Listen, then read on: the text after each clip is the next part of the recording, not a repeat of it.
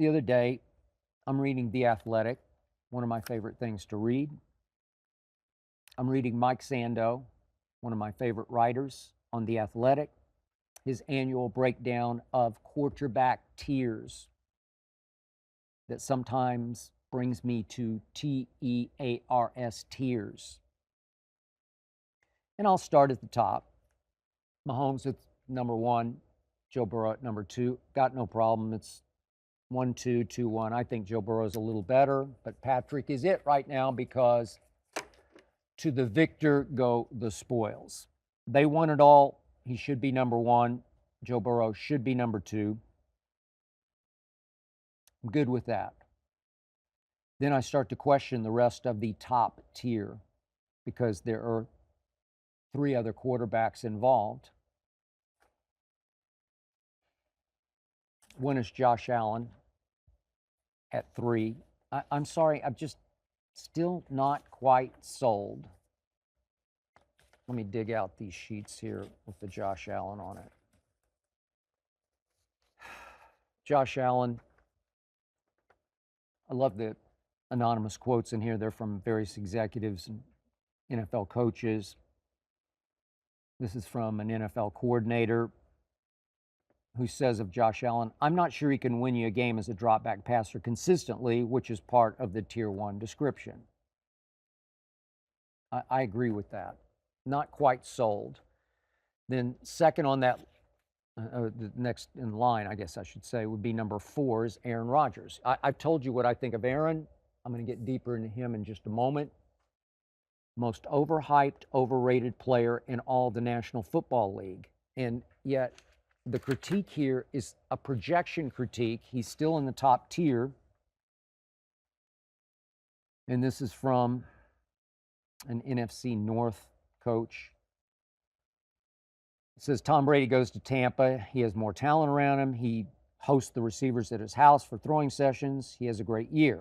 Rodgers goes to the Jets. He has more talent around him. He is clearly more motivated. He was at OTAs. He has been part of the offseason program. It's the same. No, it's not. That's not going to happen.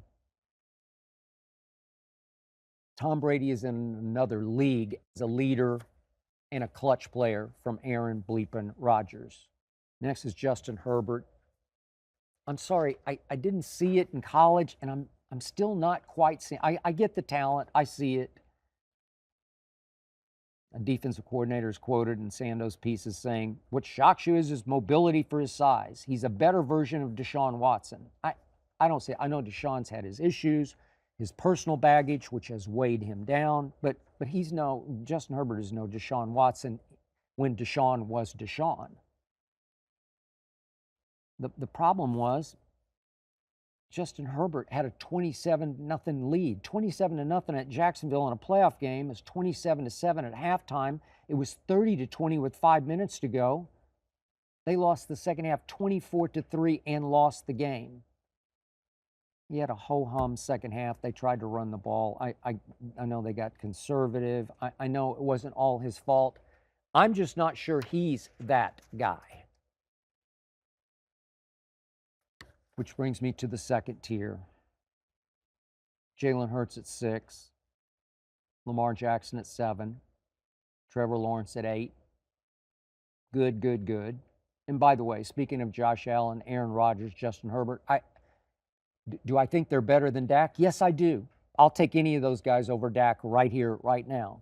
I'll take Jalen Hurts over Dak. I'll take certainly Lamar over Dak. I'll take Trevor Lawrence. From what I saw last year, and Trevor beat Dak head-to-head, obviously, in Jacksonville. I'll take Trevor over Dak. Dak is 9th on this list.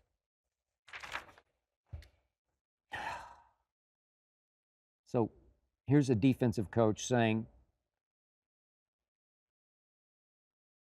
Dak always falls short in the end, but he puts up numbers. I felt like a lot of the load was on him last season. Well, he's the quarterback of America's team. I hope you enjoyed that video. You ready for more? Make sure you click that subscribe button for all the exclusive content from the Skip Bayless Show. And don't forget to check out the full episode of the show wherever you get your podcasts by clicking the link in the description.